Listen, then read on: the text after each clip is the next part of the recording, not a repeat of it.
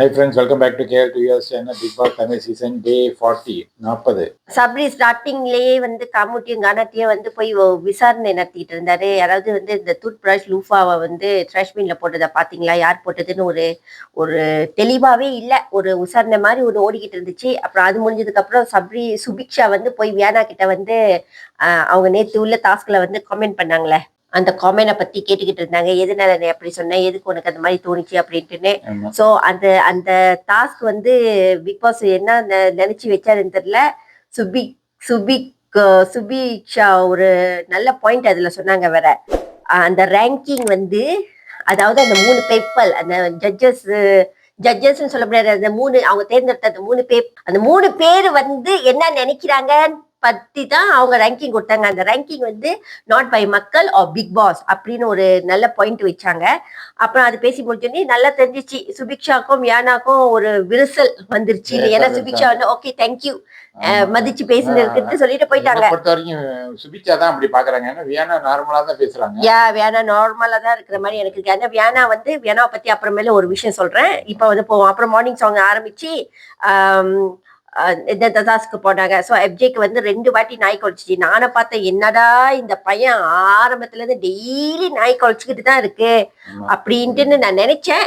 Big pass நல்லா ஒரு punishment கொடுத்தாரு, கூப்பிட்டு பனிஷ்மெண்ட் கொடுத்தாரு. அதாவது வந்து உட்காரக்கூடாது, நான் மறுபடியும் சொல்ற வரைக்கும் உட்காரக்கூடாது, நின்றுட்டே தான் இருக்கணும் அப்படின்னு ஒரு பனிஷ்மெண்ட் கொடுத்தாரு. அதையும் கேட்டு எனக்கு ரொம்ப சந்தோஷமாயிடுச்சு. ஆமா, அதை வந்து அண்ணா ஒழுங்கா பண்ண மாதிரி தான் தெரியுது எனக்கு இது வரைக்கும். அதை பண்ணாரா? அப்புறம் 2-3 பேத்தையும் வந்து ஜெயில இருந்து பிக் பாஸ் ரிலீஸ் பண்ணிட்டாரு. அப்புறம் விக்ரம் வந்து பார்வை பார்த்து போடி அப்படின்னு சொல்லியிருக்காரு போலுக்கு. அதை போய் அரோரா அக்கா வந்து விசாரிச்சுக்கிட்டு இருந்தாங்க. ஸோ அவரு தெளிவா சொல்லிட்டாரு, இந்த மாதிரி நான் கான்ஷியஸா தான் சொன்னேன், அன்கான்ஷியஸா தான் நான் சொல்லல அப்படின்ட்டுன்னு. அப்புறம் அரோராக்கு வந்து வக்ரம் வந்து ரொம்ப கஷ்டமா இருக்கான். அந்த வக்ரம்ன்ற பேரை எப்படி இந்த பொண்ணு போட்டுக்கிட்டு இருக்கு. இந்த பொண்ணு தான் வந்து விஷ போத்தல் நினைக்கிறேன்.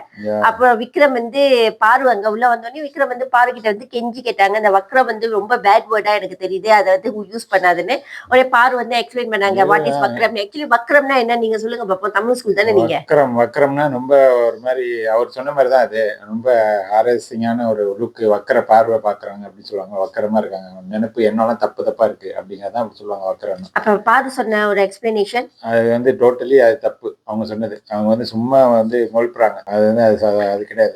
நான் புரிஞ்சுக்கிட்டது வக்கரம் வந்து அப்படி கெட்ட ஒரு எண்ணம் மனசுக்குள்ள, ஒரு கெட்ட எண்ணத்தை வச்சுக்கிட்டு வெளியில வந்து ஒரு ஸ்வீட்டா பேசுறதுன்னு நான் நினைச்சேன். அப்படிதான் இல்ல, அப்படி கிடையாது. அப்பனா என்னது?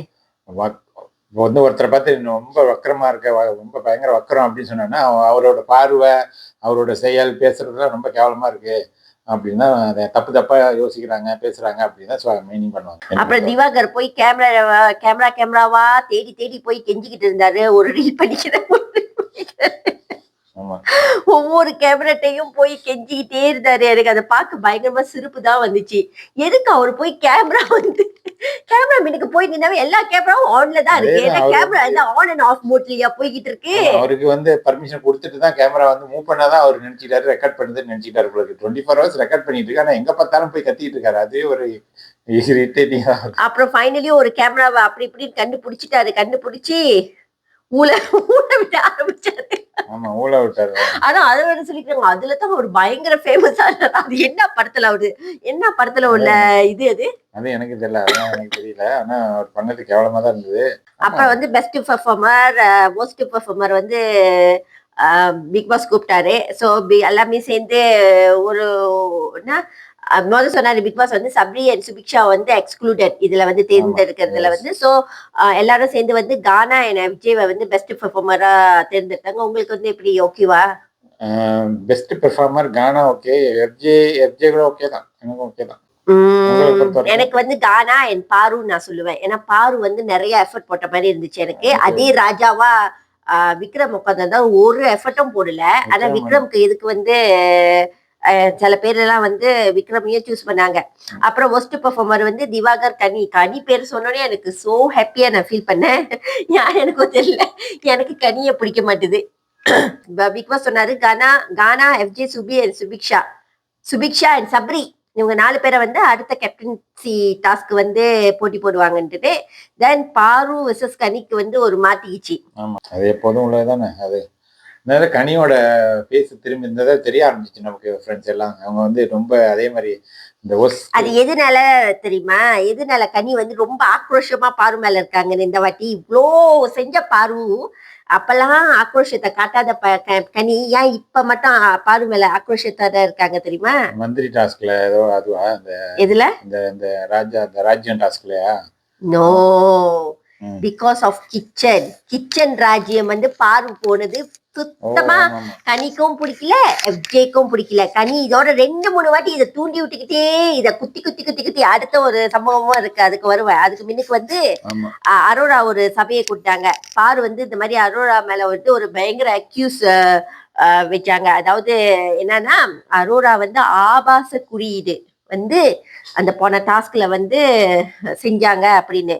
ஸோ பாரு வந்து அது என்னதுன்னு எக்ஸ்பிளைன் பண்ணாங்க. அரோரா வந்து எல்லாத்தையும் சபை கூட்டி கேட்டதுனால என்னது அதுன்னு கேட்டதுல வந்து பாரு வந்து எக்ஸ்பிளைன் பண்ணாங்க அது ஆபாச குறி வந்து என்னதுன்னு. ஸோ உங்களோட கருத்து என்ன இதை பத்தி? பாரு சரியா அரோரா சரியா? இது வந்து ஒரு முக்கியமான டாபிக். கண்டிப்பா வந்து சேது சார் பேசாம இருக்க மாட்டாரு. அதனாலதான் அப்படி ஹைலைட் பண்ணி போடுறாங்க வேற அந்த 1 hour எபிசோட்லயும் பிக் பாஸ்ல. இது வந்து ஒரு கேம் ஆரம்பிச்சாங்க. அந்த கேம்ல வந்து டாஸ்க் வந்து பில்டிங் கட்டணும். பில்டிங் கட்டுறது வெறும் என்னது அந்த டைல்ஸ் தான் கொடுத்துருக்காங்க. அந்த டைல்ஸை வச்சு கட்டுறதுல எங்கேருந்து இந்த ஆபாச குறியீடு வந்துச்சுன்னு எனக்கும் புரியல. அவங்க வந்து கேம்ல டாஸ்க் ஃபோக்கஸ் பண்றாங்களா இல்லாட்டி வேற எதுலயாவது ஃபோக்கஸ் பண்றாங்களான்னு தெரியல. திடீர்னு வந்து அந்த இதை கிரியேட் பண்ணதை வந்து டோட்டலி அன்னெசரி, அதை அக்செப்டே பண்ண முடியாது. அவங்களுக்கு வந்து எப்படி காமிக்கணும்னு தெரியாம இருக்கலாம், அதை எப்படி செய்யணும்ட்டு அதனால செஞ்சு காமிச்சிருப்பாங்க. அதை போயிட்டு வந்து ஆபாச குறியீடுன்னு ஒரு லேபிள் குத்தி அவங்க மேல கேரக்டர் அசாசினேஷன் பண்றதுதான் என்னோட பாக்குறேன். அது வந்து ரொம்ப ரொம்ப தவறான விஷயம். நீ கேம்ல ஃபோக்கஸ் பண்ணா இது ஒரு கேம் ஷோ. இதில் கேம் ஷோ பண்றப்ப நீ போய் இது என்ன அடல்ட் கண்டென்ட், அடல்ட் ஷோ பார்த்துட்டு இருக்காங்க, பண்ணிட்டு இருக்காங்க. அதுல வந்து பல விதமா நீ யோசிக்கிறதுக்கு நமக்கெல்லாம் அந்த மாதிரி யோசனையும் வரமாட்டேங்குது. அவங்க என்ன எப்படி அடிக்க வச்சாலும் இவங்களுக்கு வந்து திடீர்னு எப்படி என்னது அறிகுறி, ஆபாச அறிகுறி, அந்த குறியீடு, ஆபாச குறியீடு கொடுக்குறாங்களாம். நான்சென்ஸா இல்லை இதெல்லாம். எனக்கு கேட்கறதுக்கே வந்து கேவலமா இருக்கு. ஸோ என்னை பொறுத்த வரைக்கும் நம்ம எப்படி பார்க்குறோம், நம்ம பார்வையில தப்பு இருக்கு. ஸோ இங்க வந்து பாருவோட பார்வையில தப்பு இருக்கு. ஏன் பாருவோட பார்வையில தப்பா போனுச்சுன்னா காரணம் Paaru is targeting Aurora for Kamu. So பாருக்கு வந்து காமு வந்து அரோரா கிட்ட இப்ப போய் சாஞ்சது சுத்தமா பிடிக்கல. ஸோ அவங்களுக்கு வந்து எப்படியாவது இந்த அரோராவை அடிக்கணும். ஸோ அதனால இப்படி ஒரு கேவலமான ஒரு விஷயத்த கொண்டு வந்து அரோராவை டார்கெட் பண்றாங்க. அதுதான். ஸோ பச்சையா தெரியுது பாரு வந்து அரோராவை வந்து டார்கெட் பண்றாங்க. ஏன்னா அவங்களுக்கு பயங்கர ஜேலஸ். இதுல வந்து எப்படி அங்க வந்து ஒரு கேம் அதுல கூட நீங்க பாருங்க காமு போய் அரோரா பக்கத்துல சப்போர்ட்டா நிக்கிறாரு. அப்புறம் பாரு வந்து திவாகரை வெளியே கூட்டிட்டு போய் அவங்க நான் என்ன நம்ம சொல்றோமோ அதே அவங்களே அவங்க தன் வாயால அவங்க சொன்னாங்க. இந்த மாதிரி வந்து அரோரா ரொம்ப க்ளோஸா இருக்காங்க, காமு கூட மூவ் பண்றாங்க அப்படின்னு பச்சையா தெரியுது. ஆனா பாரு சொன்னது வந்து அரோராக்கு வந்து என் மேல வந்து ஜெயலஸு, நான் வந்து காமு கூட இருக்கிறது. ஆனா பச்சையா தெரியுது என்னன்னா பாருக்கு தான் அரோரா மேல ஜெயலஸு. ஓகேவா? அப்புறம் சப்ரி வந்து அந்த நடுவில் வந்து அவங்க பேசிட்டு இருக்கும் போது வந்து பாருவை வந்து கிச்சனுக்கு கூப்பிட்டாங்களா. கிச்சன்ல கூப்பிட்டோடனே கிச்சனுக்கு வந்து பாரு 5 நிமிஷம் கொடுங்க அப்படின்னு சொன்னோடனே சப்ரி வந்து சொன்னாரு இந்த மாதிரி அமித் வந்து கம்ப்ளைண்ட் பண்ணாரு, நீங்க அப்பப்ப கேப் எடுத்துட்டு போயிடுறீங்க அப்படின்ட்டு. உடனே அமித் ஒரு சட்டம் போட்டாங்க. அமித் கிட்ட போய் பாரு வந்து சொன்னாங்க நான் கட் பண்றேன் அப்படின்ட்டு. உடனே வந்து கனியக்கா அங்க வந்தாங்க, சொம்பு தூக்கிட்டு வந்தாங்க பாத்தீங்களா. சோ கண்டிப்பா கனியக்கா வந்து போட்டு கொடுத்துருக்கலாம். அது பேர் என்ன, கோழிமுட்டி தான். யாருக்கிட்ட? சபரி கிட்ட. அமித்தும் சொல்லியிருக்காரு சபரி கிட்ட அவங்களும் ஏத்தி விட்டுருக்கலாம். ஏன்னா அவரு தான் தெரியாதா கன்னியக்காவோட சொம்பு தானே அவரு. சோ இதுல இருந்து என்ன நல்லா தெரியுதுன்னா கன்னியக்கா is so bad, she really unhappy Paaru go to kitchen. So அவங்கனால அதை ஏத்துக்கவே முடியல. சோ கன்னியக்காக்கு வந்து நான் வைக்கிற பேர் என்ன தெரியுமா, கிச்சன் டெவல். நான் வந்து அவங்க தான் கோழி மூட்டி கனின்னு பேர் வச்சாச்சு. அதான் வந்துச்சு, அவங்களே உள்ளே சொல்லிட்டாங்களா. அது வந்து பர்ஃபெக்டா தான் இருக்கு கோழி மூட்டி கனி அப்படிங்கிறது. ஏன்னா அப்படியே எதை கேட்டாலும் அவங்க பேச வந்தாலே இவங்களுக்கு அப்படியே மூஞ்சி மாறிடுது. ஒரு சண்டை போடுறாங்க. இல்லாட்டி மத்தவங்கள போய் கோழி மூட்டி விட்றாங்க. நேத்து எஃப்ஜேட்ட கோழி மூட்டி விட்டாங்க. சாப்பாட பத்தி கொட்டிட்டாங்கன்னு. இன்னைக்கு வந்து சபரிகிட்ட மூட்டி விட்டாங்களா? அவர் வந்து கேட்டுக்கிட்டு இருக்கப்ப மறுபடியும் சண்டை மாட்டிக்கிச்சு. இப்படிதான் ஓடிட்டு இருக்கு. அப்புறம் பெட்ரூம்ல அரோரா வந்து அப்படியே கொஞ்சிக்கிட்டு படுத்துக்கிட்டு காமு கிட்ட சொல்லிக்கிட்டு இருந்தாங்க. இந்த மாதிரி பாருக்கு வந்து கோவம் வருது, அவளுக்கு வந்து நீ வந்து என்கிட்ட க்ளோஸா இருக்கிறது வந்து அவளுக்கு கோவம் வருது அப்படின்ட்டு சொல்லிட்டு அப்படியே மாட்டி விட்டுட்டாங்க பத்தியா பாருவ. இந்த மாதிரி கலையை வந்து என்கிட்ட சொன்னாரு. பாரு வந்து கமுவை வந்து பக்கத்துல வைக்கிற வச்சுட்டு வெளியெல்லாம் போனா கண்டுக்கவே மாட்டேன், கழட்டி விட்டுருவேன், கேமுக்காக தான் வச்சிருக்கேன் அப்படின்ட்டு மாட்டி விட்டுட்டாங்க. சோ ஆனா அதே மாதிரிதான் இப்ப காமு வந்து என்னன்னா அவரு வந்து பக்கத்து மாதிரிதான் அங்கேயும் இங்க போட்டுட்டு தான் இருக்காரு. அப்புறம் பாரு வந்து சொல்லிக்கிட்டு இருந்தாங்க, இந்த மாதிரி அரோரா போய் தொலைஞ்சாதான், திவாகர் கிட்ட சொல்லியிருந்தாங்க அரோரா போய் தொலைஞ்சாதான் எனக்கு நல்லா இருக்கும் அந்த மாதிரி இந்த எலிமினேஷன்ல வந்து போடணும்னு. பட் அப்பயும் அவங்களும் சொல்லிக்கிறாங்க கண்டிப்பா வந்து அவங்க போக மாட்டாங்க, இந்த ஷோக்கு வந்து அவ தேவைப்படும் அப்படின்னு திவாகர் கிட்ட சொல்லியிருந்தாங்க. சோ பாரு வந்து ஒவ்வொரு இடத்துலயும் வந்து அரோரா வந்து என் மேல ஜெயலஸ்ன்னு பதிவு பண்ண பாக்குறாங்க. ஆனா என்ன பதிவாகுதுன்னா பாருவோட ஜெயலசி தான் வந்து ஜெலசி அண்ட் பொசசிவ்னஸ் தான் நம்மளுக்கு எல்லாம் தெரிய வருது. அப்புறம் கேப்டன்சி டாஸ்க்ல வந்து ஃப்ரெண்ட்ஸ் வந்து ஒரு நல்ல டாஸ்க் கொடுத்தாங்க அப்படின்னா கேப்டன்சிக்கு ப்ராப்பரா ஒரு கஷ்டமான டாபிக்னா இதுதான் வந்து டாஸ்க். இந்த சீசன் 9 வந்தது வந்து ஒரு பெஸ்ட் டாஸ்க்னு நான் பார்க்குறேன். ஏன்னா கஷ்டமான டாஸ்க்கு, அதில் வந்து எல்லாரும் கஷ்டப்பட்டு தான் பண்ணாங்க. அதில் வந்து சில பேர் போய் உருவினாங்க. அது வந்து எனக்கு வந்து ஸ்ட்ராட்டஜி கரெக்டாக தான் தோணுது. அது வந்து ஒன்றும் தெரியல. ஆனால் சபரி வரக்கூடாதுன்னு நிறைய பேர் முடிவு பண்ணிட்டாங்க. அப்புறம் சுபிச்சா வரக்கூடாதுன்னு முடிவு பண்ணிடுறாங்க. ஸோ இதில் வந்து கடைசியில் வந்து என்னன்னா எஃப்ஜே கானா வந்து சொன்னாங்க. முத வெளியாகுனது வந்து சுபிக்ஷா வெளியாகணும்னே உடனே போய் மேடம் பாத்ரூம்ல உட்காந்து கதறி அழுந்தாங்க. அப்ப கூட வியானா தான் போய் ஆறுதல்லாம் பண்ணி தண்ணி எல்லாம் எடுத்து கொடுத்து. வியானா வந்து நான் என்ன சொல்ல வரேன்னா சொல்றேன்னு சொன்னேன் அப்புறமேல, ஒரு நல்ல பர்சன், நல்ல பொண்ணு, and she is the only person in that house individual game ஆடுறது, இண்டிவிஜுவலா கேம் ஆடுறது, எந்த ஒரு சப்போர்ட்டும் இல்லாம எல்லாத்துக்கிட்டையும் அம்பாவும் இருக்காங்க, ஃப்ரெண்ட்ஷிப்பாவும் இருக்காங்க. ஆனா கேள்வி கேட்கிற இடத்துல கேள்வி நல்லா கேட்கறாங்க,